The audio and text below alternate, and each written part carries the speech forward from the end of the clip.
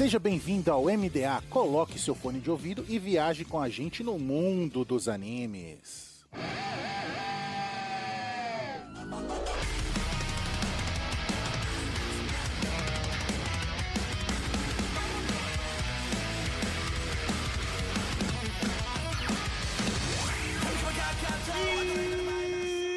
Estamos no ar com o MDA. Seja um navio pirata ou uma nuvem voadora, viaje com a gente no mundo dos animes. E nessa semana, vamos viajar no mundo de Harry Potter com Mesham. Eu sou o Raul e a pergunta que só vamos responder no final do podcast é: e o Mesh é natural ou fake Neri? I don't know! Tell me! Do que é feito esse profiteroles, né? Será que tem Danone ali? Será que ele se rendeu ao suco? Profiteroles de suco, né? Isso tem cheiro de suco.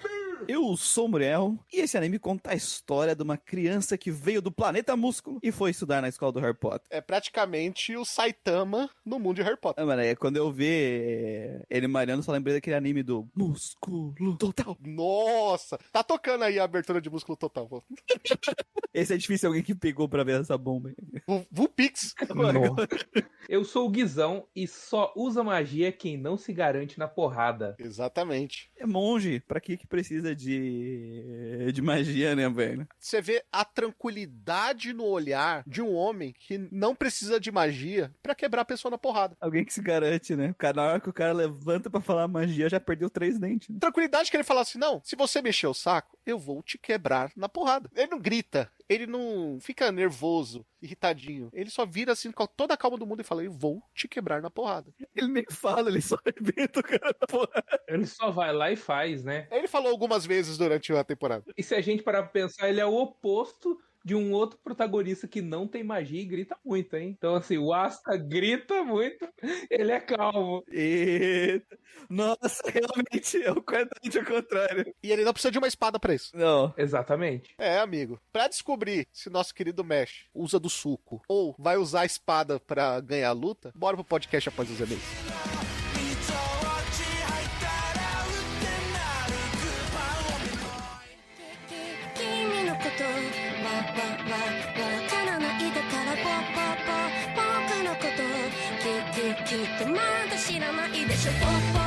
E mais uma semana de e-mails e recadinhos do MDA. Sempre agradecendo os nossos parceiros do Catum, Grindcast, OPEX, Papo Nerd com Elas e o canal do YouTube Guizão Voador. E claro, agradecendo sempre o apoio da Anime Hunter na Galeria Sogo, terceiro andar, ou no site www.animehunter.com.br. Lembrando sempre que vocês podem usar o cupom NSV Mundo Geek e ganhar 10% de desconto nas suas compras em mangás. Nós também temos o apoio da Crunchyroll, o maior streaming de animes do Brasil, e da Rádio J-Hero, onde estamos todo domingo às 4 da tarde.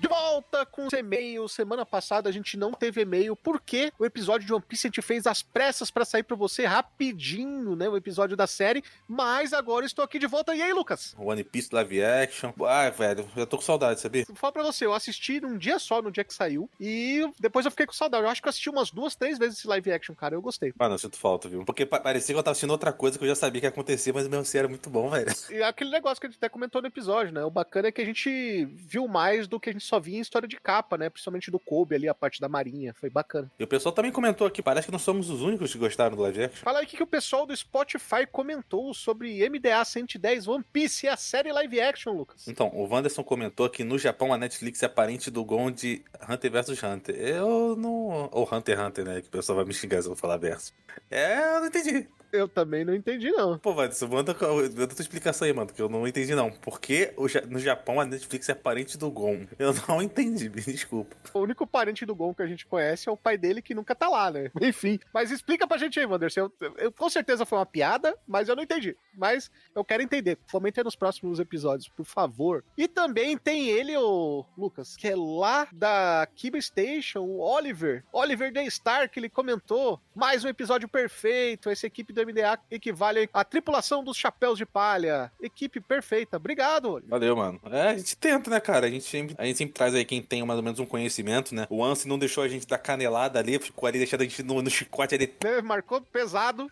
Mas é isso aí, mano. É que a gente se ajuda, é isso aí. Exatamente. É claro que a gente também faz muita canelada, só que aí a gente se corrige, a gente corta a edição e você só vê a melhor parte. Se você quiser ver completo e dar risada com a gente, aí tem que ser padrinho e ajudar a gente aí. O podcast é uma farsa. É uma grande mentira, cara.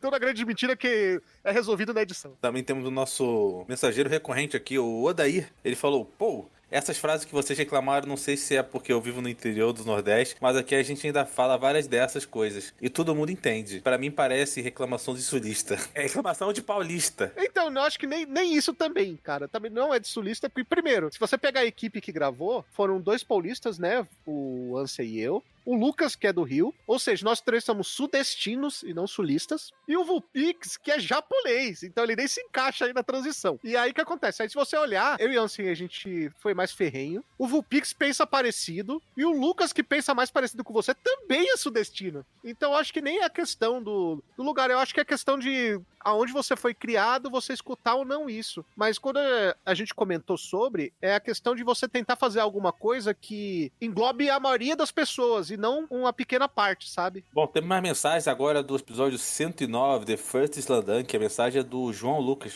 É isso aí, o João Lucas falou, vim pelo Catum e pela primeira vez tive meus comentários lidos, exatamente, na sessão de e-mails passada a gente leu os comentários dele. Muito obrigado pelas respostas e pelos comentários de sempre. Slandunk é meu mangá favorito de esporte e tenho fé em um remake do anime. Olha aí, que será? Tem que ver se o remake é você, né, mano? Porque esse remake ultimamente, meu Deus. Exatamente, né? Teve o Trigon aí pra comprovar, né, nos últimos tempos aí. Tem coisa que eu não sei se é bom mexer. Também teve mensagem do MDA 107 Villain Saga, plantando amor no coração. Isso aí, mensagem do Jeff Murdoch. Será que ele é parente do Demolidor? Eu acho que é por isso. Bom, gostei. Achei interessante capítulos sobre Vagabond ou continuar a história de Vilani, só que a partir do mangá. Vagabond eu acho uma boa, cara. Agora o Vinland Saga é complicado a gente fazer isso. Por exemplo, a gente fez isso com Solo Leveling, quando a gente não sabia que ia ganhar anime, porque a gente achou que dificilmente ia ganhar. Então a gente fez um compilado ali sobre o mangá, né? Teve 2 episódios sobre o Solo Leveling, um sobre o final e outro sobre a primeira temporada. Só que pra uma obra que tem anime e um anime popular, é complicado a gente fazer um episódio seguindo aí o que aconteceu no mangá, porque a gente vai acabar cortando muita gente que só vê o anime. Então, se tiver só o mangá, a gente pode até fazer um episódio. E Vagabond é um ótimo exemplo. Mas pra Vinland Saga, vamos aguardar o anime aí que tá muito bom. E pra finalizar, temos a mensagem do podcast 96, Pokémon Hoenn, que aqui temos o Arthur Eduardo, e ele citou que os 5 Pokémons, né? Eu não lembro qual era a pergunta. Qual era a pergunta, Raul? A gente pediu pro pessoal comentar qual eram os Pokémons preferidos. O time Pokémon que eles sempre usam, né, ali em Hoenn. E ele comentou 5 Pokémons que ele gosta muito. Que é o Sceptile, o Swallow, o Blaziken, o Swampert e a Gardevoir. É, amigo. Equipe forte, hein? Muitos deles foram comentados lá no episódio também, olha aí. Esse aqui tá, é o único que eu conhecia, então aprovo. O Blaziken é muito legal. A Gardevoir... A Gardevoir faz muito sucesso nos doujins, né, irmão? Se eu não me engano, a Gardevoir foi indicada pela Gisele no episódio. Hein? É. E teve o Swampert também indicado pela Gisele. E que o Guaraná ficou muito bravo. Não só o Guaraná. Eu não conheço as gírias dos Pokémonzeiros aí, mas... Então, ele indicou praticamente os 3 Pokémons iniciais, né? O Swampert, o Blaziken e o Sceptile. O Swellow, que é bem famoso, e a Gardevoir também, que ela é muito jogada aí no profissional. Bom, falando em profissionais, vamos falar de um anime do profissional do... Ih, me fugiu a palavra. Qual é a palavra da musculação? O profissional da educação física. Não, mas tem um nome, cara. É heterofilismo, não é isso? É heterofilismo, não vou dizer. Alterofilismo. Então é isso aí. Então, como eu não sou profissional, eu posso errar e fico com o podcast do maluco do mundo de magia que mete a porrada. Eu já vi isso em algum lugar, mas... Vamos.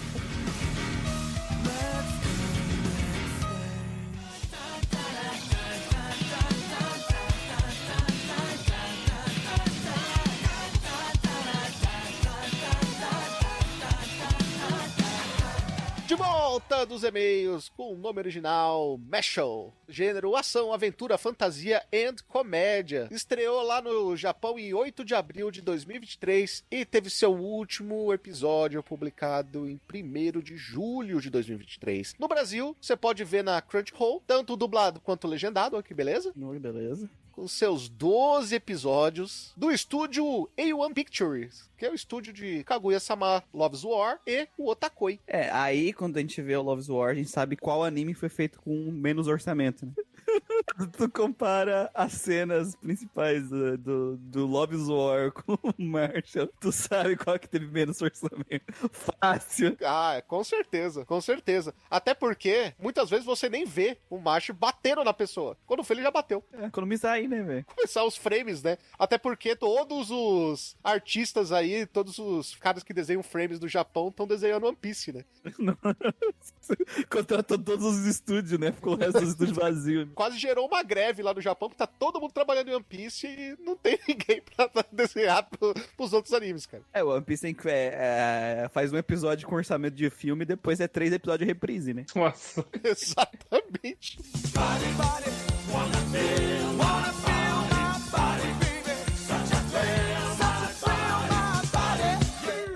Com direção de Daisuke Hiramaki, que é diretor de Engage Keys e Visual Prison. Como diretor principal, ele dirigiu essas duas obras, mas ele já foi diretor de episódios de muitos animes famosos aí no meio, viu? Eu não faço ideia de nenhum desses dois animes. Acho que eu nunca vi isso na minha vida. Não, são animes de pouco orçamento. Ah, pera.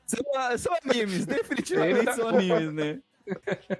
Nossa, esse Engage que está na cara de ser amaldiçoado, vou ver.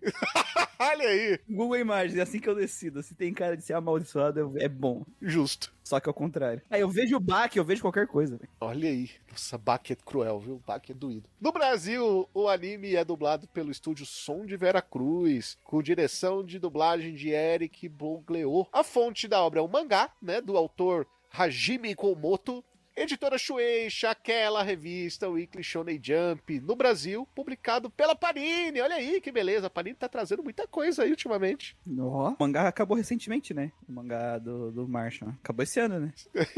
Praticamente, ele juntou todas as moedas. Não sei, eu não li. Então, olha aí. A gente vai descobrir hoje, né? Se ele se rendeu ao suco antes ou se ele juntou todas as moedas.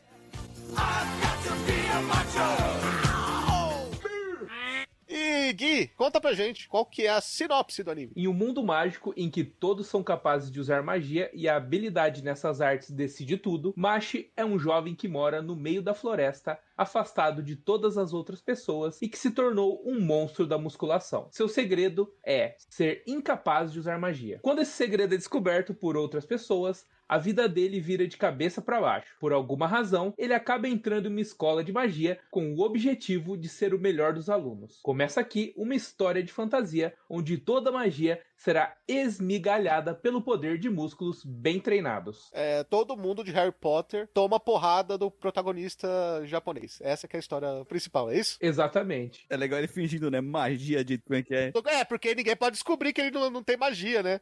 Magia de tríceps. Qual o nome da sua magia? Power. Power, verdade. Powers, ele fala os nomes dos músculos, né? Tipo, ele vai falando do nome dos músculos quando ele vai usar as magia. Uso do bíceps, aí ele vai lá dar um socão, né? Ele dá um socão na cara do cara. Magia do bíceps, magia do tríceps. Se para pensar, até que faria sentido, porque se ele usasse magia mesmo, e é o que inclusive todos os magos achavam que estava acontecendo, que a magia dele era de aumento de força, né? Aumento exponencial de força. Né? Uma expansão muscular, talvez. Sim. Seria algo que faria sentido, ter algum sentido dentro desse universo, né? Não seria algo tão... Só que era também algo que o pessoal nunca ouviu falar também, né? Pelo que dá pra ver quando o pessoal reage, né? Porque praticamente ninguém fica vivo se não tem magia, né? A gente tá falando de um mundo opressor, onde as pessoas, entre aspas, de sangue puro aí da magia, se você já ouviu falar de Harry Potter, venceu. É um mundo que o Eixo venceu a Segunda Guerra Mundial, é isso aí. É um mundo onde só as pessoas que têm magia podem viver. Eugenia, basicamente, que se chama. O nome disso aí que acontece nesse mundo. Eugenia, tu tem magia, tu é um ser digno. Não tem magia, tu é um lixo e merece morrer. Pronto, não tem outra opção para as pessoas que não têm magia nesse mundo. né? E se você tem qualquer coisa que vá contra a magia, que nem aquele cara que tinha o olho do demônio e tudo mais, você merece morrer também. Isso é hostilizado. Qualquer coisa que surge é essa coisa sagrada que é a magia. A magia, ela é tudo nesse mundo, né? Ela é tudo mesmo. Então, até para as pessoas que têm magia, quanto mais magia tu tem, que é representado até pela quantidade de marca que tu tem no rosto, né? Que tem as pessoas que têm magia têm essas marcas no rosto, também já te dá um status social maior que as outras pessoas só por tu ter mais magia. Tanto que o vilão final da escola ele tem 3 marcas no rosto. 3 marcas no rosto, exatamente. E aí cara, toda a temática que a obra, sendo bem sincero, passa por cima, porque o foco aqui é a galhofa suprema, né? Ele trabalha essas temáticas, mas é bem superficial. É isso, é um mundo de pura eugenia, onde a eugenia tá no limite e a sociedade é 100% baseada nessa visão eugênica de quem tem mais, quem nasceu com determinado dom específico maior tem mais valor que as outras pessoas, e quem não tem valor nenhum e merece morrer. Esse é o mundo que o cara vive. Ele é o autor que ele conseguiu fazer sucesso com uma fanfic, que é o sonho de qualquer fanfiqueiro do mundo, que quase todo fanfiqueiro faz. Ele pega um universo estabelecido, ele usa referências do universo e faz galhofa com ele, com uma paródia. Qualquer fanfiqueiro faz isso. E o cara ficou famoso e foi parar da Jump com uma fanfic de Harry Potter, onde, é claro, do mesmo jeito que ele faz galhofa com inúmeras coisas, ele fala de temas ali também que são temas tratados no próprio Harry Potter, né? Que é a questão ali do mundo mágico, né? De alguns supremacistas mágicos em Harry Potter achar que tem mais direito que os humanos, né? Porque eles são superiores, porque eles são seres mágicos e tudo mais, e não entender porque eles têm que viver escondido. E ali no mundo de Marshall, eles pegam isso e jogam pra outro nível, né? No mundo de Marshall é como se a gente tivesse uma sociedade no qual os supremacistas da magia venceram e são eles que criam as leis. E são eles que criam a sociedade, como a sociedade funciona. Ela é toda baseada em todos os personagens de Marshall, eles são os vilões, né? Eles estão nessa linha de pensamento do o ser mágico com mais poder mágico, é o mais foda, e qualquer outras pessoas são inferiores, e daí todos eles são arrebentados, destruídos, espancados na base do soco, na base da porrada, né?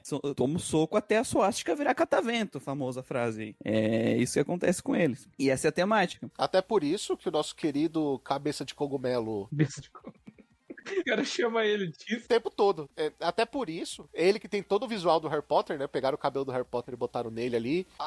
A linha que traçaram nele falsa lá pra fingir que ele é mago é um raio como a de Harry Potter. Todo o modo ali de você ver o mundo mago com outros olhos, porque você não conhecia até então, é tratado como o próprio Harry Potter descobrindo o mundo da magia, né? Sim. Ele vivia como os humanos, e no caso do Mesh, ele vivia no meio do mato com o vô dele, que o vô dele escondia ele pra ele não ser morto. Então você vê que tem paralelos ali à história de Harry Potter, muito importantes. É claro que a maioria deles fazendo galhofa, mas alguns deles conversando com diálogos que o próprio Harry Potter dialoga. Sim, mas é engraçado porque tu passa por várias cenas que eram cenas icônicas do livro, do filme, principalmente, né?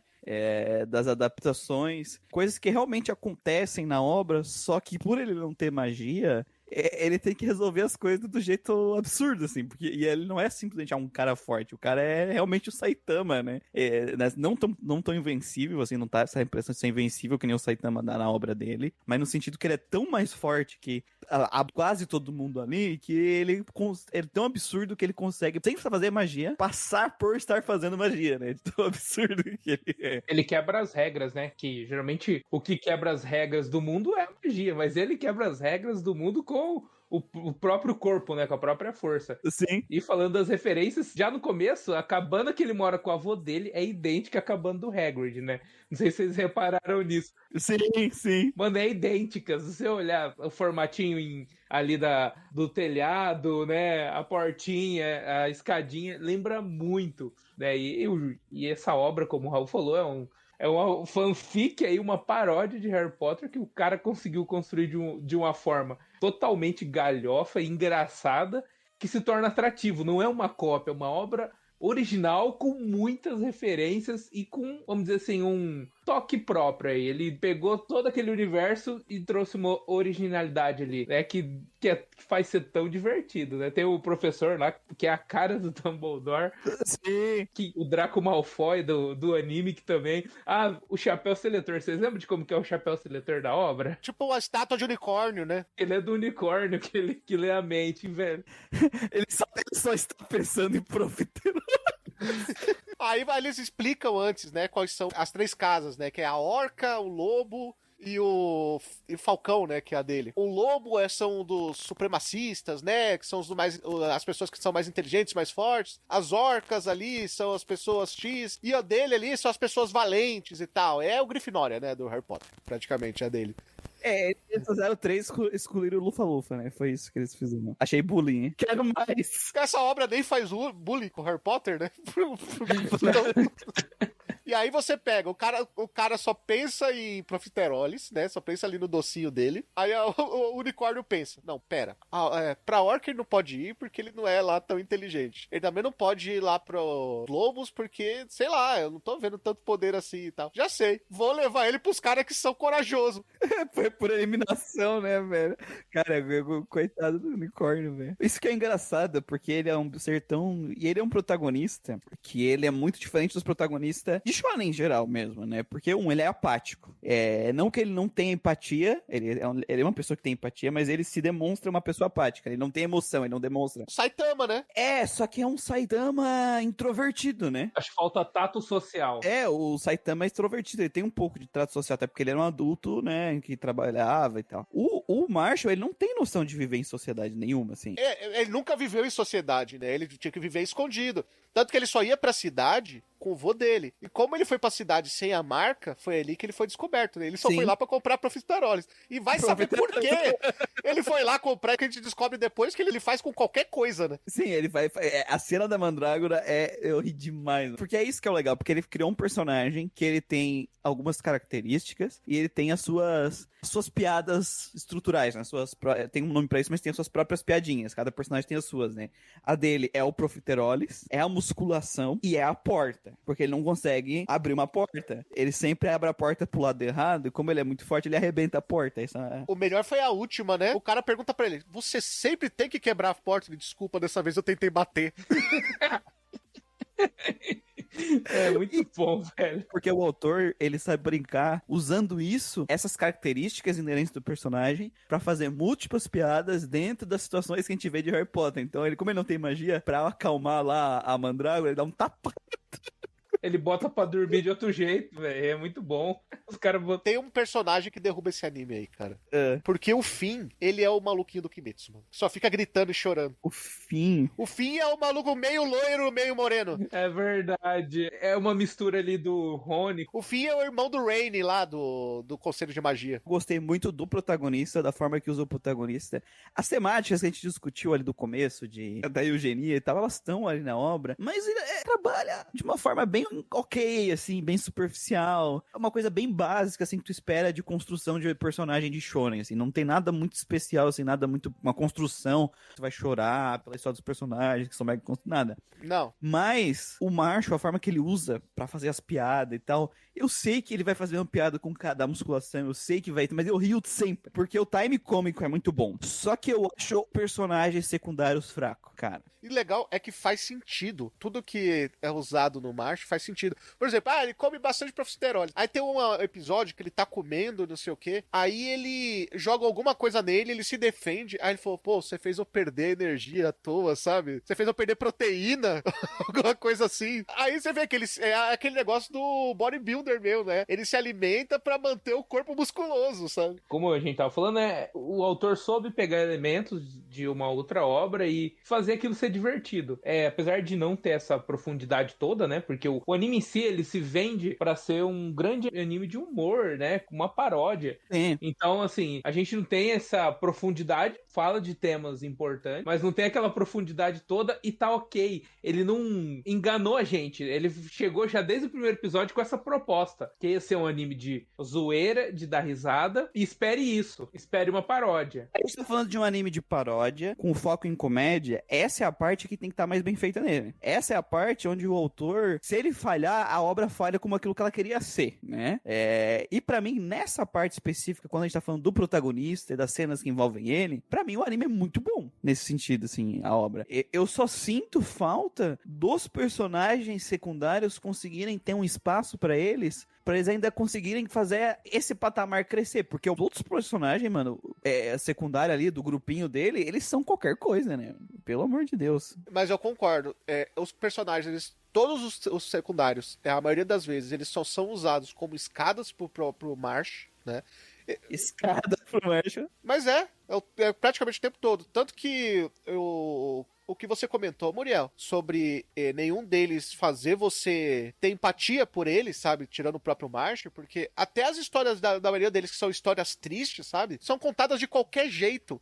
Então você não tem aquela empatia com o personagem. Não tem. Talvez a falta da maneira correta de você trazer esse roteiro, de você trazer esse diálogo ali da história dos personagens, faz com que personagens que poderiam ser bons, sabe? Ser qualquer coisa. Porque se você parar pra pensar, eles também. Os personagens secundários também são meio que referências aos personagens de Harry Potter. O Finn, ele é o Longbottom lá, né? Que sempre é o menino chorão e tudo mais. E ele é o Zenitsu, na verdade. Todo mundo sabe disso. Mas é isso, né? Os personagens não têm tempo pra respirar, pra ser construído. Né? Eles não tem nem tempo de tela, a maioria deles, assim. O Lane, o Crow lá, mano, ele é o que tem... Ele tem um episódio que conta o flashback dele e essa é toda a construção dele durante a obra inteira. É isso, acabou. Tá aqui, tá construído, sabe? É tão ruim que você tem um episódio da luta do Mesh com o Abs, o cara que tem o olho do demônio, né? Aí conta toda a história dele e tudo mais, mas conta de uma maneira tão rasa que você não consegue ficar, sabe, triste pelo cara. Aí depois, o anime ele tem que parar e colocar 2 vezes o Abel ir lá e falando, pô, você vai ser minha arma, pra justificar o fato do Ames querer se sacrificar por ele. Pô, superficial pra caramba. Essa parte da obra que é fraca mesmo, hein? Essa parte aí é fraquíssima. Pelo menos nessa primeira parte, né? Entendo que seja uma comédia, eu entendo que seja pra escrachar ali o universo de Harry Potter, mas não significa que você não precisa dar profundidade pros personagens. E esse é o grande defeito, né? Nem o vô do Mesh teve profundidade, cara. O cara que botou eles na escola... Ele fica só sentado, falando alguma coisa pro vô dele. Tomando chá. Ele vira amigo do vô do cara do nada. Que a princípio era uma chantagem, né? Ele acaba virando amigo nesse sentido. Um ponto muito importante, porque assim, o Marsh, ele é um personagem que a gente conhece ele muito bem. A gente teve uma construção melhor pra ele, a gente tem tempo pra amadurecer ele e tal. Então as piadas dele tem tempo pra amadurecer. A gente tem um tempo pra criar uma empatia por ele. Afinal, ele não é um cara que tem muita ambição. Ele não é um cara, ele é um cara que tá ali meio que por força, porque a única coisa que ele quer é viver em paz com o vô dele. E é só isso que ele quer. Ele tá ali forçadamente. Ele não tem interesse nenhum de ser o melhor, ele não tem interesse nenhum de ser o mais fodão da escola. Ele tá tendo que fazer isso para ajudar o vô dele, né? Então, e tudo isso transparece com o dentro da obra. E os outros personagens, eles não têm essa construção. Então, até as piadinhas que eram pra ser pra eles e tal, eu sinto que elas não funcionam tão bem. Eu não rio tanto, porque não tem essa construção, não tem essa ligação minha com esses personagens quanto tem com o Marsh. Tem umas piadas que são engraçadas. A do Lance com a foto da irmãzinha dele. Aí quando ele mostra a foto da irmãzinha, todo mundo olha com uma cara de, caramba, que tarado. Ele gosta... É a minha irmã, eu sou só ciscão, né? Eu não sou pedófilo, eu sou só ciscão. Qual é a coisa mais importante do mundo? Você não sabe. A ele... Profiteroles, não. Meu avô, não. O amor, não. Profiteroles, eu não acredito que você não sabe. Tá na cara. E ele fala, a irmãzinha. Essa piada, ela é boa pelo Marsh. Mas funciona pelo lance, funcionaria com qualquer personagem, entendeu? Então, mas é o seguinte, olha como a construção da piada, ela funciona da quebra da expectativa ou da construção da resposta que tu espera vinda do Marsh. Ah, não, eu tô falando não dessa piada em específico, eu tô falando da questão da gag do Lance com a irmãzinha. entendeu? Mas então, eu não acho tão engraçado quando ele tá sozinho. Eu não acho que o autor consegue fazer essas piadas dos personagens quando o Marsh não tá junto, porque ele precisa do Marsh pra construir a piada, porque é o único personagem que é construído dentro da obra, entendeu? Lembra que eu comentei no começo? Pra mim, Marshall é uma grande fanfic. Cara, até o roteiro é roteiro de fanfiqueiro, cara. É você ter um personagem principal e você joga os outros personagens que você cria de escada pra cima dele. Se você pegar uma fanfic, é isso. São personagens genéricos, né? Como o Raul disse, tem o Zenitsu que grita, tem o que gosta da irmãzinha, que também é um estereótipo. Tem o cara que quer namorar. Isso, o cara que quer namorar, e geralmente é a menina que é apaixonada pelo protagonista. A Limão, né? A Lemon, eu acho que ela até funciona um pouquinho bem isolada ali com as piadinhas, né? Como o Raul disse, tem a piadinha dela fazendo bonequinho de profiterole, tem umas piadinhas... Eu gosto muito do bonequinho de profiterole. Dela falando, você tá apaixonada por mim, sabe? E tipo, ela até funciona bem, né? É muito bonitinho o bonequinho de profiterole. Com o lacinho dela. Com o lacinho dela na cabeça do profiteroles. Inclusive, eu acho que a capa do podcast devia ser o bonequinho de profiteroles. Ele é muito bom. Mano, tem uma cena que o Marsh, ele se apega tanto ao bonequinho de profiteroles, porque ele fica lembrando da Lemon falando, né? Você tem que cuidar dele como se fosse sua vida. Aí tem uma hora que ele tá, tipo, afundando lá na lama, ele... Meu filho! Sabe? Então, eu acho que a Lemon, ela funciona até que bem, um pouquinho melhor do que os outros personagens. Não deixa de ser a personagem que é apaixonada pelo protagonista, faz umas piadinhas de tipo, ele está apaixonado por mim, haha. Ai, mas a gente vai casar, blá, blá, blá. Seu animal. É aquela personagem feminina que é feita pra ser a menina apaixonada pelo protagonista e a menina que tem que ser salva por ele, que é o que acontece. Ele transforma em uma gag, né? A gag dela é essa, né? Só que ela tem pouco tempo de tela também, né? Ela teve... foi poucas vezes usada ela como essa piada, porque também ela não tem muito destaque, né? É isso, o destaque é 100% Marshall. Quando tem outras cenas de destaque, outros combates, outras cenas que o Marshall não tá... elas ficam muito whatever, porque é vilões não desenvolvidos conversando com personagens não desenvolvidos, sabe? Fica super desinteressante. Porque eles pegam coisas que, tipo assim, que de primeiro plano são muito bem construídos e depois ele joga tudo fora. Por exemplo, você pega ali o local onde foi a batalha final, né? Quando eles procuram onde é um lugar secreto que eles falam, não, achamos um lugar aqui que eles usavam isso há 800 anos atrás, nem os professores atuais sabem onde fica. Aí eles têm que ficar procurando, vão atrás da bonequinha da Lemon, né, pra achar. Aí acha a porta, aí tipo assim, é uma mistura de Harry Potter e a Câmara Secreta, com a sala precisa do Harry Potter e com aquele lugar do primeiro filme, do calabouço lá onde eles têm que fazer várias coisas pra chegar no final, né? Aí você fala, pô, isso aqui é bem construído. Aí dá 5 minutos, todo mundo sabe onde é o raio dessa sala, velho. Mano, chega o Rainy lá e fala, não, o Dumbledore mandou eu ir lá e não sei o que saco, eu tenho que ir lá. Ele desce. Não, daqui a pouco todo mundo conhece o lugar. Não é secreto. Não, e, mano, ia ter as lutas com os caras lá, os teus personagens secundários tão irrelevantes que tem uma luta que o cara pulou e foda-se. O Finn e o Dot lá contra os dois, a gente nem viu o que aconteceu. O Finn virou um boneco, o Dot volta lá no final da luta, depois que ele tá com a cara pra dentro, né? Ele tá com a cara de cu, porque a cara entrou ele tá com a cara de cu. Qual foi a lógica disso? Eu ainda acho que isso daí foi uma galhofa gigante pra zoar a Câmara Secreta e depois dane-se, sabe? Só quero usar isso aqui de referência. Por isso que eu falo que tem muito cara de fanfic, né? Eu acho que não é nem da Câmara Secreta. Você sabe do primeiro filme, que eles acham o calabouço lá onde tá o cachorro, né? Que o cachorro tá guardando. Uhum. Ah, sim, sim. E cada um fica em algum lugar.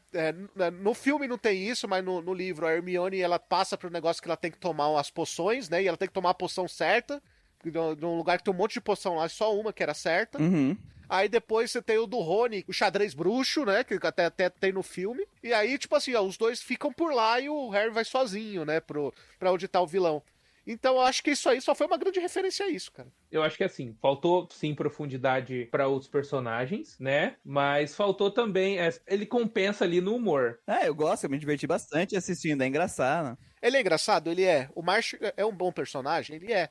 Só que todo o resto é muito simplório. E é por isso que eu ressalto mais uma vez. Na minha opinião, é uma grande fanfic que fez sucesso, cara. E que isso também é de se louvar, porque fanfic geralmente é algo que faz sucesso pra quem vai naqueles sites específicos pra ler um monte de fanfic. Tem aquelas fanfics que são melhor escritas e tal, e tem vários views, mas nem por isso o cara ganha dinheiro com isso. Cara, o mangaka pegou o universo de Harry Potter, fez uma fanfic de comédia e o mangá virou um anime. E é aquela coisa que a gente sempre fala. Fazendo bem feito, você pode ser criando personagem, criando algo que é atrativo para as pessoas, beleza. Tem obras aí famosas que não tem essa proposta de galhofa, que tem desenvolvimento bem raso também, que faz sucesso. Então eu acho que Mashal nesse sentido, ele é o que o Raul falou, catou, fez uma fanfic, é a melhor definição. É uma fanfic que ficou boa e virou um anime, cara. E fez muito bem, as piadinhas são muito boas, tudo bem, não temos ali o desenvolvimento só mais do principal, mas cata aquele universo de Harry Potter e vai te jogando referência zoando, né?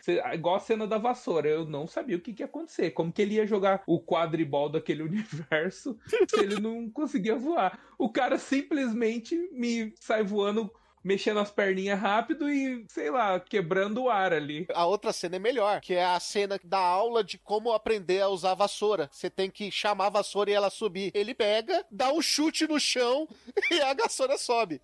Aí o cara fala, esse cara não é de nada, vou chamar ele pra postar uma corrida. Referência também ao Draco pedindo pro Harry buscar a bola, né? Sim. Aí na velocidade da luz, ele joga a vassoura, sai correndo atrás e monta em cima. Pra parecer que ele tá voando. É tipo o tal pai Isso! subindo lá na pilastra que ele arremessa. É aquilo que eu falei, sabe? Uma obra pra ela dar certo, ela fazer um sucesso com o público e tudo mais, ela basta ela fazer uma coisa bem feita. Se essa coisa bem feita que ela fazer interter uma quantidade boa de gente, as pessoas vão gostar da obra e vão consumir a obra. E Marshall é esse tipo de obra, sabe? Não é aquela obra que ela vai ser lembrada por ser um primor narrativo, por mudar como funciona a comédia. É uma obra pastelona de comédia, fanfiqueira mesmo, mas que ela, nesse aspecto, ela faz um negócio interessante, é engraçado, é divertido e tal. Então, é uma obra que eu gostei de assistir, sabe? Não é uma obra ruim, ela só poderia, claro, ser muito melhor, e a gente, como a gente faz essas avaliações, a gente tem que apontar, né? Sim, totalmente. Onde a gente acha que essa obra poderia ir pra frente, porque, na minha visão, a função da crítica, né, não é a gente querer denegrir a imagem da obra, mas sim prover pontos para que aquilo possa melhorar. Ou para alguém que tá também, às vezes, querendo escrever algo, ver onde ela tá errando também, né? Então eu acho importante a gente levar esses pontos. Mas é isso, cara. É uma obra simples, básica, que faz uma coisa muito bem feita, e essa coisa, para mim, valeu a pena assistir ela. Poucas vezes o fator técnico, ele anda em paralelo com o fator entretenimento. São duas coisas totalmente diferentes. Você pode pegar uma obra e falar que ela tem 500 milhões de defeitos, e ela pode ter, e Mágico tem 500 milhões de defeitos técnicos. É uma obra extremamente simplória, né? Se você olhar como questão de roteiro, questão de adaptação como anime, né? O Muriel até brincou pela questão do orçamento, e a questão de entretenimento, de entregar. Cara, é um anime leve que eu assisti os 12 episódios em 2 dias, porque assim, é tão leve, tão gostosinho de assistir, que você vê fácil. Se eu tivesse tempo, talvez eu tivesse assistido os 2 episódios num dia só, tranquilamente. Tem anime que ele tem tanto conteúdo, ele é tão pesado, você não consegue assistir 2, 3 episódios de uma vez. Mas é aquele anime leve quando você não quer pensar, quando você não precisa pensar, ele vai te fazer rir, você não precisa se preocupar com os personagens secundários, eles serem fraquinhos, porque o Marshall sempre vai estar lá. Mas de todo o resto, a questão de roteiro dele é muito fraco. Ao ponto de, cara, chegar no meio da obra, o cara fala assim, peraí, pô, você já tá 3 meses na escola e você não tá usando aí mais a capa do seu grupo? Por quê? Aí ele, né, eu tenho que usar. Aí ele vai lá e tem que fazer um flashback. Pô, isso podia ser orgânico, cara. Podia ter usado desde o começo. Eu só discordo de uma coisa que o Raul falou. Na minha visão, o entretenimento, na verdade, sim, toda a parte bem feita de uma obra que vai fazer o entretenimento que tu tava citando ali, que vai fazer a pessoa curtir aquela obra, por mais que aquela obra tenha outros 2 milhões de defeitos, isso eu concordo, mas quando tu vê essa parte boa, e tu olha essa parte boa e olha o design, a técnica, a estrutura narrativa, seja pra comédia, seja pro estilo daquela obra, tu vai ver que ela tá de acordo. né? A parte técnica, ela sempre anda junto com o entretenimento. Até é engraçado porque o Maki fala isso no livro dele, né, no Story, que a gente cria a técnica, a gente estuda os princípios pra entender como fazer um bom entretenimento, né? Pra saber entender como a gente se comunica com o público, pra gente entender como a gente consegue fazer uma experiência, criar uma experiência relevante pro público. Então, toda vez que a obra acerta, provavelmente ela acerta porque ela conseguiu pegar esses princípios. Pra mim, o forte do Marsh é muito o time cômico que ele consegue colocar nas coisas e saber fazer esse esquema de paródia e pegar o público-alvo dessa paródia, sabe? Que são os pontos positivos do Marsh que ele fez bem, tá bem feito. E é esses pontos positivos que vão fazer tu gostar da obra e às vezes ignorar tudo aquilo que a gente falou, que a gente, inclusive, aqui ignorou, né? Enquanto assistia. Tem muita gente que quando vai falar de a parte técnica, a parte técnica não importa, o importante é só entretenimento, mas é a parte técnica que cria o entretenimento, né? Sim. Então é bom a gente ressaltar que sempre que, quando uma obra ela tem uma coisa positiva, essa parte é positiva e te pega porque ela tá bem feita, baseado nesses princípios que foram desenvolvidos durante séculos das pessoas entendendo como é que funciona a narrativa, né? Então, é importante a gente entender que deixar esse conceito claro para as pessoas, para elas não ter essa percepção errônea que tipo, ela tem esses defeitos, mas não importa porque a parte técnica não importa. Não, cara, as coisas que tu gosta da obra provavelmente tem a parte técnica bem implementada ali. Não, concordo com você. Inclusive, eu acho que as duas coisas são importantes, né? Tanto a parte técnica quanto o fator entretenimento. Até porque tem obras que são primor ali de técnica, mas como entretenimento, né? E vice-versa. As duas coisas, é que assim, a gente fala de entretenimento, mas entretenimento, a gente não pode pensar no conceito como no vácuo, né? Porque para algumas pessoas entretenimento é uma coisa, para outras é outra, né? Não tem como a gente pensar nisso. Por isso que eles não falam de entretenimento, eles falam de experiência, né? Uhum. Então a técnica, ela tá sempre junto com a experiência. Se tem uma técnica ruim, tu vai ter uma experiência, tu vai estar passando uma experiência negativa daquele tipo de entretenimento. Às vezes uma obra ser densa não significa que ela é tecnicamente bem feita. E uma obra simples não significa que ela é tecnicamente mal feita, porque o técnico não está relacionado com a simplicidade, nem com a complexidade do roteiro, por exemplo. Quando a gente fala técnica, porque quando a gente fala de design técnico, a gente tem roteiro, a gente tem a animação, é outra coisa, né? Então, assim, às vezes a obra tem um roteiro muito bom e um estúdio tinha pouco orçamento. Aí a animação vai ser qualquer coisa. Mas o roteiro pode ser excelente, né? Então, tu tem várias coisas quando a gente fala de obras visuais, né? Mas a técnica e a experiência, elas não são duas coisas diferentes. Elas são duas coisas juntas. Elas não têm separação entre elas. Eu entendo a experiência como isso e concordo, tá? Mas eu vejo a palavra entretenimento como outra coisa, entendeu? Não como a experiência que você vai ter. O entretenimento é a questão de simplesmente a palavra, te entreter, sabe?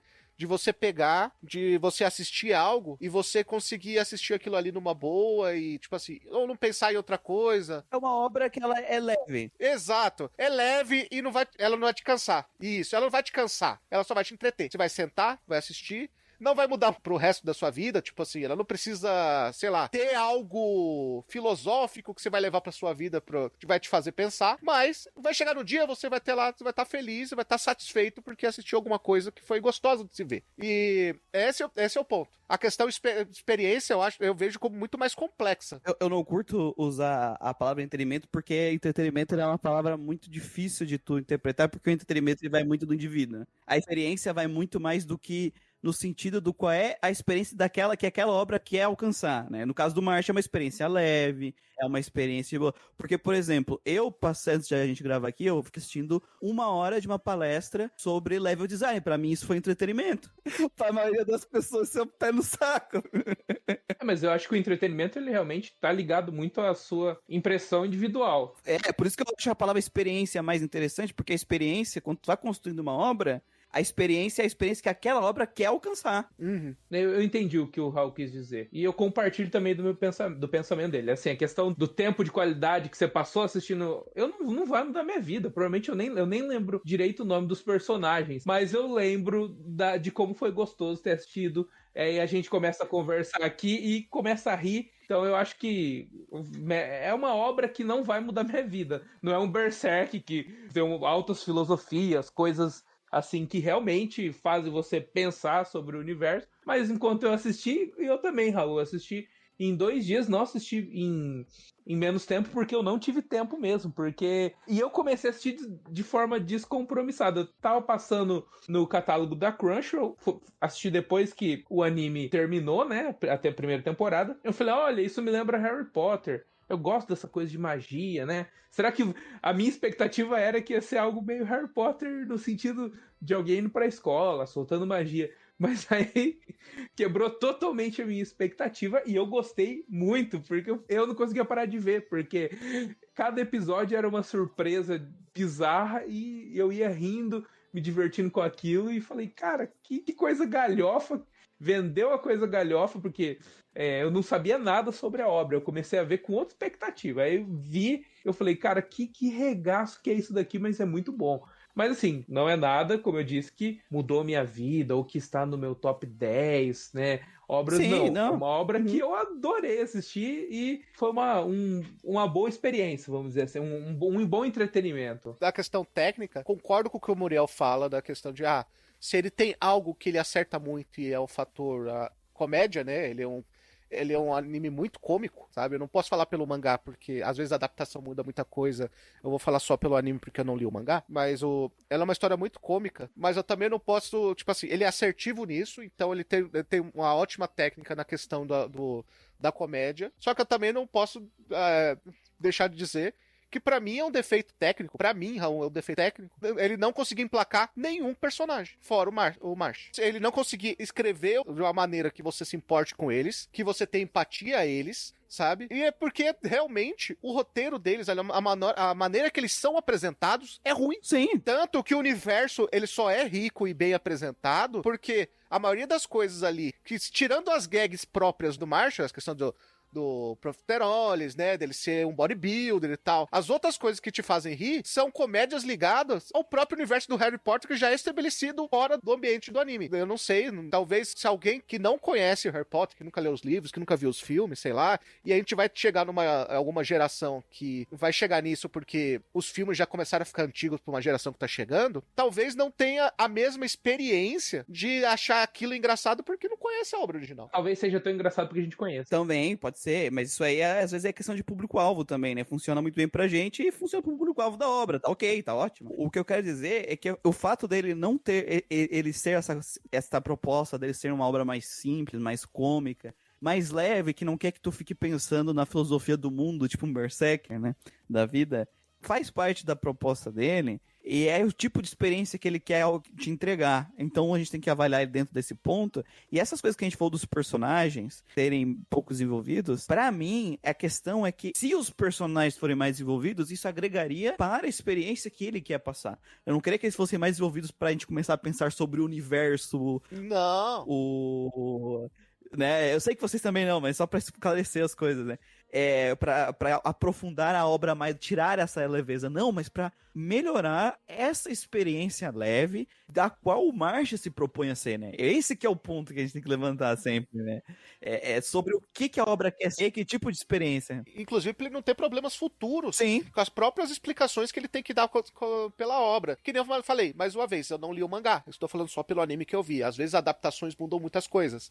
Mas, cara, você explicar mal um personagem e depois você ter que ficar fazendo lá outras cenas, sabe? Gastar tempo de tela fazendo outras cenas pra você entender porque o personagem se importa com um terceiro, pra mim é ridículo. Você perde tempo de tela 3 vezes. Você perde tempo de tela de um episódio inteiro explicando o Abyss e depois vai ter que pegar ali, sei lá, 1 minuto e meio de um episódio, até um pouco mais, pra explicar por que o Abyss se importa com o Abel. Sendo que o Abyss, ele fala sobre isso no episódio dele. Só que é de uma maneira tão simplória que não causa a empatia necessária pra você chegar ao episódio final e ir direto a isso. Sim, porque no final, a narrativa do Marsh, ela é muito simplista. Uhum. Então, o que vai fazer a obra funcionar bem, te impactar e te marcar, é os personagens. Geralmente, os personagens são muito importantes dentro de qualquer tipo de estrutura narrativa. Mesmo quando tu quer mostrar o lore do mundo, tu pega, por exemplo, a série de jogos da From Software, Dark Souls, onde ela constrói o lore, por onde que ela faz as pessoas entenderem muito sobre o mundo e se apegarem por isso. Tu vai ver as pessoas falando muito sobre o quê? Sobre os inimigos, sobre os bosses, ou seja, sobre os personagens. Ele conta o lore através dos personagens. Porque eu até tava lendo agora um livro chamado A Ciência do Storytelling, que fazem trabalhos antropológicos, estudos com trabalhos antropológicos e psicológicos, que a gente, não adianta, a gente sim, nós, seres humanos, a gente somos primatas, macaquinhos que gostamos de interagir com outros seres humanos, primatas, macaquinhos. Então, nosso foco social, onde a gente vai criar empatia, onde a gente vai criar conexão, são com outros personagens. Uhum. Então, dentro da tua obra, um dos pontos mais importantes, isso também quando eu fui ler os outros teóricos narrativos, né, muito foco em personagem. Então, quando tu constrói um personagem muito mal, independente se o teu foco seja comédia, ação, drama, existencialismo, a tua obra tem muita chance de não conseguir entregar aquilo que ela quer. Os personagens secundários são tão mal explicados. Por exemplo, a gente tem o Dot, né, que é o personagem do fogo. Ele é apresentado como o gado, certo? Tanto que vai ter a menina lá, que usa o fato dele ser gado lá, usa uma magia pra encantar ele e tal, pra ele fazer o que ela quer, e ele acaba indo pra uma cilada. Mano, um episódio depois, do nada, sem nenhum contexto e explicação, ele aparece lá com a franjinha, vai falar, você mudou o cabelo, tal, não, é porque a menina que eu gosta de cara de franjinha. Aí do nada, tipo assim, ele virou o cara apaixonadão pela Lemon, sem nenhum tipo de explicação. Só porque sim, porque ela é a menina do grupo. Ela virou gado. No final, o gado é a gag dele, né? Virou. Sim. Só que foi uma gag que não foi tão bem construída quanto a gag do cara da irmãzinha, né? E isso é jogado fora também, né? Porque quando ele luta com a Love, ele fala que ela é bonita e tal, mas ele não vai dar moral porque ele é apaixonado por outra menina. Mas não foi construído esse amor, Do nada, né? Sim. Isso que eu falei lá. As cenas, quando envolvem os outros personagens, acabam não tendo impacto, seja, pra mim, né, enquanto eu lia, seja narrativo, seja cômico, porque eles não são tão bem construídos. Quando o Marshall faz as coisas, mano, eu cagava de rir. Era, tipo, mano, eu me cagava de rir. Os outros personagens, eu não queria nem ver eles. Sai daqui. Porque o Marsh é bem apresentado, né? Sim. Você vê o Marsh, o desenvolvimento dele. Os outros estão lá, sabe? Estão lá pra explicar o universo, pra explicar alguma coisa, pra tirar poder não sei da onde, sabe? E é isso. Inclusive, até essa questão de tirar poder não sei da onde, até como o Marsh acontece de vez em quando, né? Tanto que até a própria cena lá, 2 dias antes lá, o Abel, ele ataca com aquela marionete que tem 3 braços e o Marsh, tipo, quase não aguenta, né? Que até pede desculpa pra marionete, porque ele achou que a marionete era fraca e tal. Chega, tipo, logo depois, ele quebra as marionetes na porrada e tipo assim, ele mesmo tinha assumido que a marionete tava em pé de igualdade. De repente, ele era mais forte que a marionete. Isso pode ser explicado até pela cena final que a gente tem e pelo fato do Dumbledore ali, que é o cara que o pessoal que conhece Harry Potter sabe que o Dumbledore sabe tudo, né? E a gente entender que os vilões ali da Inocente Zero estão atrás desse tal menino desaparecido, que é o Marsh. Então o que acontece? Alguma coisa de especial ele tem, né? Pra ele ter ali essa amplitude de poder físico, vamos dizer assim. Uhum. Então alguma coisa de especial ele tem, tanto que a Inocente Zero tá atrás dele. Agora é a evolução da história pra gente descobrir o porquê que eles estão atrás dele. Uhum. Porque até então esse negócio dele evoluir algumas coisas muito rápido também tá um pouquinho mais explicado. Pode ser resolvido com isso no futuro? Pode, mas por enquanto tá largado, né? É aquela obra que a gente, provavelmente, se sair uma segunda temporada, a gente vai assistir por causa da comédia absurda que a gente se cagou de rir. Todo mundo aqui tava que nem criança ainda, né? Uhum. Eu acho que a gente não espera nada, mas é uma pena porque tu tem um potencial muito grande nas temáticas que tá sendo trabalhada, nos personagens, então a gente fica até, tipo, na nossa cabeça, eu acho, né, com toda a experiência das outras coisas que a gente viu e tudo mais, pensando o quanto aquilo poderia ser e não é também, né, a gente fica um pouco nessa vibe, eu acho que é meio inevitável também. Nossa, totalmente. Porque é um mundo muito rico, né? Sim.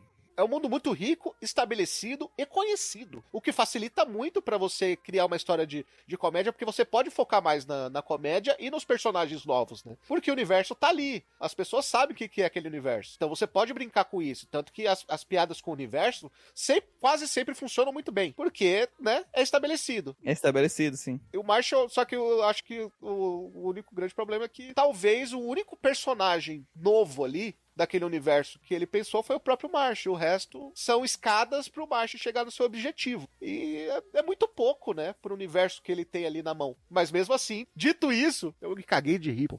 Pois é, que uma das coisas ele fez muito bem, e essa coisa é o suficiente pra obra se segurar.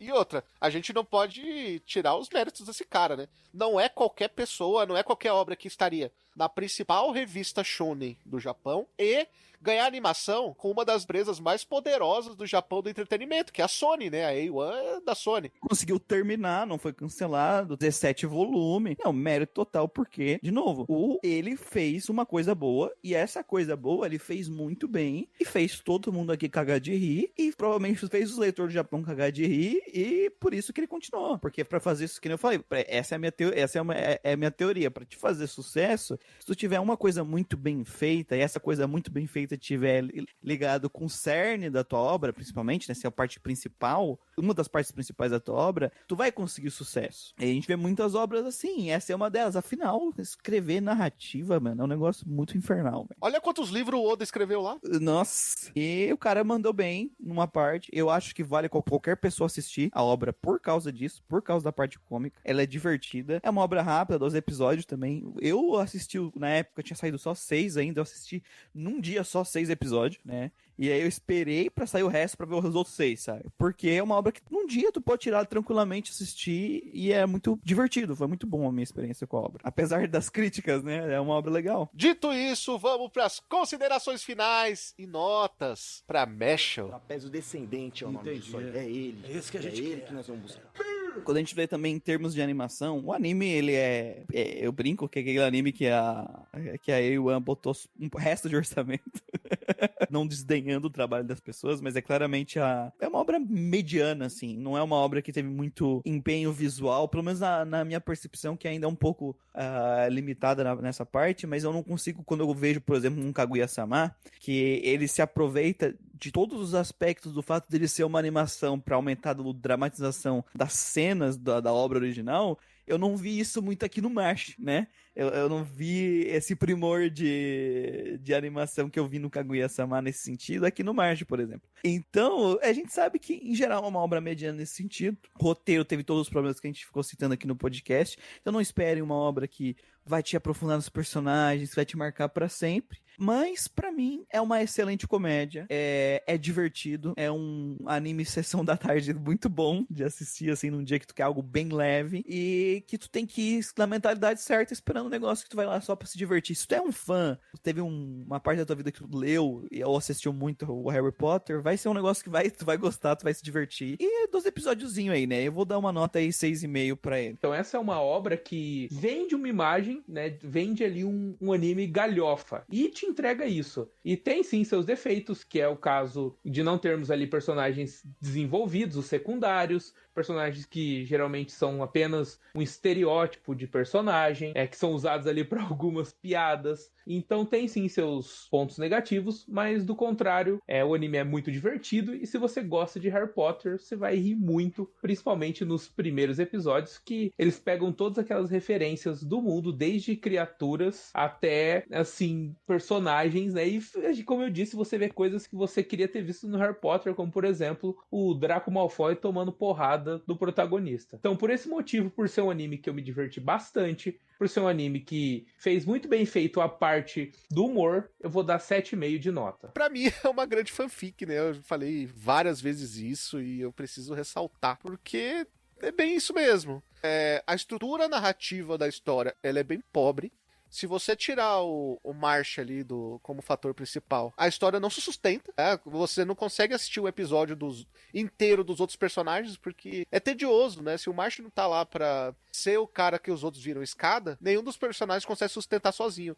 Não é uma obra que consegue vender, sei lá, um spin-off de algum personagem. Porque os personagens são mal feitos. Mas é muito engraçado, cara. É muito engraçado, mas eu também não vou poder dar uma nota alta, porque, cara, a gente tem uma obra famosa de Battle Shonen, de um cara bodybuilder no mundo de magia. Chama Black Clover. Né? E é bem engraçado também. Eu acho o Marsh ainda mais engraçado com ele, porque é uma sátira ao mundo estabelecido de Harry Potter, mas o Black Clover é bem engraçado, ele é melhor desenvolvido, todos os personagens de Black Clover são bem desenvolvidos, e provando que dá pra fazer as duas coisas. Então, pra mim, é uma obra bem mediana, é um fanficão que vai te fazer rir, mas é aquele negócio, você vai ter que rir, vai se divertir, mas não pensa muito não, cara. Se você começar a pensar um pouquinho, aquele boneco de areia começa a desmoronar na sua frente. Então eu vou dar uma nota 6 ali, por ser mediano. Então ficou um 7,5, um 6,5 e um 6, que dividido ali por 3... fica com a nota... O March eu diria que daria 38. Ou profiterole. Fica 6,66666. Vira a nota 666. Então, 6,5 na média aí. Olha aí que beleza. 6 profiteroles e meio. Não, a média é boa. Uma ótima média, um anime mediano, merece a nota, vale a pena conhecer. Eu quero conhecer o mangá, inclusive, eu quero ver se foi um problema da adaptação, porque às vezes 12 episódios, né, a gente viu que a A1 já não tratou com tanto carinho que tratou obras como Kaguya e Otakoi. Talvez o problema da adaptação ali pode ter ferido os personagens, né? Vamos saber, então eu quero ler o mangá ali pra ter uma referência diferente. Então, Panini, manda pra gente o Mashle aí que eu vou gostar muito. Pode mandar o volume 1 que eu vou ficar feliz. E você, assistiu o Mashle? O que você achou? Você gosta de Harry Potter? Quer um episódio de Harry Potter aqui? Comenta também. A gente vai ficar muito feliz de falar de Harry Potter aqui. Principalmente com o nome do podcast chamando Mundo dos Animes. Isso faz todo sentido, né? É um anime, né? Basicamente. É, praticamente, né? Então, mande aquele e-mail maroto pra podcast@mundodosanimes.com e dê a sua opinião. E claro, você pode dar a sua opinião ali de uma forma mais sucinta também no seu agregador de podcast favorito. Lembrando que a gente só lê na parte dos e-mails, os comentários do Spotify e, claro, os e-mails em si, tá? Porque não tem como a gente ver todos os aplicativos de podcast o que cada pessoa escreveu para conseguir colocar na seção de e-mails. Seria maravilhoso se tivesse um agregador que fizesse isso pra gente, mas como ainda não existe, a gente fica só com o Spotify, que tá a grande maioria do nosso público, né? No caso, 90%. No Spotify? 90% do nosso público hoje está no Spotify. E, claro, o pessoal que manda e-mail, né? No Grandcast, o maior podcast de RPG do Brasil, também 95% do Spotify. Quando a gente começou, nos primeiros 2 anos do Grandcast, eram tipo 50%, 46%, hoje já tá em 90%. O MDA começou com 65% do público no Spotify. É pra você ver como o Spotify ele virou praticamente o YouTube do podcast. Basicamente. E claro, né, gente? Ajude a gente aí no seu agregador. Pra quê? Pra pessoas novas conhecer nosso podcast. Dê aquelas 5 estrelazinhas ali. Praticamente todo agregador de podcast tem a seção pra você dar uma nota pro podcast. Dar 5 estrelas pro podcast ajuda muito mesmo. Porque aí você mostra pro agregador que você gosta do podcast e ele vai passar pra mais pessoas. Então continue ajudando a gente a continuar tendo aquela boa nota ali no MDA. Inclusive, nem 10% do nosso público do Spotify votou ali, deu a quantidade de estrelas que fosse. Então, por favor, vamos fazer a campanha aí, ó. Vamos encher de 5 estrelas aí o MDA pra gente mostrar pro mundo o quanto a gente é forte junto, pô. É aí, família, é com vocês agora. E claro, se você quiser ajudar a gente de uma maneira mais incisiva, você pode pegar, né, e fazer como os nossos queridos Bruno Rezende, Carlos Petroni, Guilherme Lorez, Henri Maguchi, Lucas Batista, Marcos Paulo e Thiago Patês e virar nosso padrinho e ganhar vários prêmios maneiríssimos. E, claro, lá no Catarse, catarse.me/MDA. E a gente agora tem que falar, né, a gente tem que dar a resposta, que ficou lá do começo do episódio. Será o March é natural ou fake nerd? E agora? Eu sei lá, é muito profiteroles, né? Do que é o recheio do profiteroles? É isso que a gente tem que avaliar. Também acho. Depois de analisar essa primeira temporada inteira e pensar, o que será que tem no profiteroles? Será que ele se rendeu ao suco? Será que ele faz amor de um suco de profiteroles? Ou será que ele descobriu alguma blue pill? I don't know, tell me! Que Deus me perdoe, mas natural! E aí só viu ele fazer 2 coisas, né? Comer profiteroles e malhar. É só isso que a gente viu. É por isso que ele é assim. Ele vive pelo bodybuilder. Ele é um bodybuilder de verdade. Ele é o bodybuilder, né? Eu sou o bodybuilder. Você não pode me vencer, eu sou o bodybuilder. Exatamente. Agora que respondemos a pergunta, nós ficamos por aqui. Até o próximo episódio. Tchau.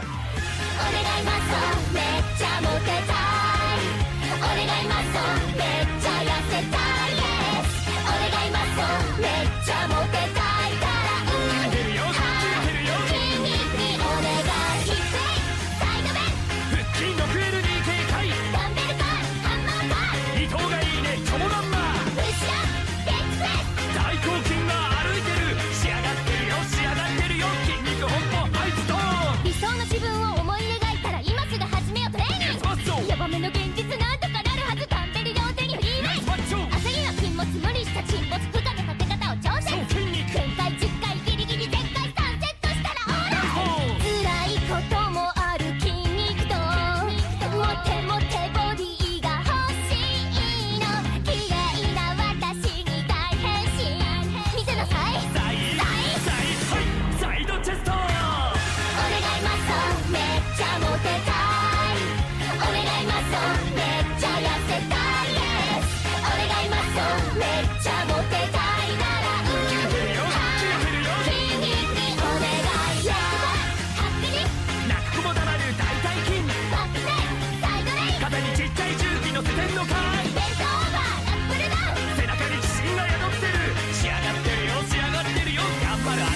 美しい昨日の今日では効果出なくてもとにかく続けようトレーニング気分を変えたり漕ぎすぎて辛いそれならマシンでワークアウトけど食べるの大切筋肉の秘訣食事で体を健ボディビルディング3日に1回週に3回無理ないペースで OK めげそうな時思い出して努力が身になれば魅力見せつけたいでしょ百戦錬頑張りますマッスルはいモストマスキュラーお願いマッソめっちゃモテたいお願いマッソめっちゃ痩せたい Yes お願いマッソめっちゃモテたいなら決めてるよ決めてるよ筋肉お願いだいくよ今から私とトレーニング足を肩幅分開いたら両手は頭の後ろに上げて片足を軽く上げたら準備は OK 一セットポジション上げた逆の肘をくっつけるように腹筋を収縮収縮できたら戻して逆側も足と足と逆の肘をくっつけるように腹筋を収縮できたら戻してもう一回足と逆の肘をくっつけるように腹筋を収縮収縮筋肉にお願いだはいサイドチェストお願いマッソめっちゃモテたいお願いマッソめっちゃ痩せたい Yes お願いマッソめっ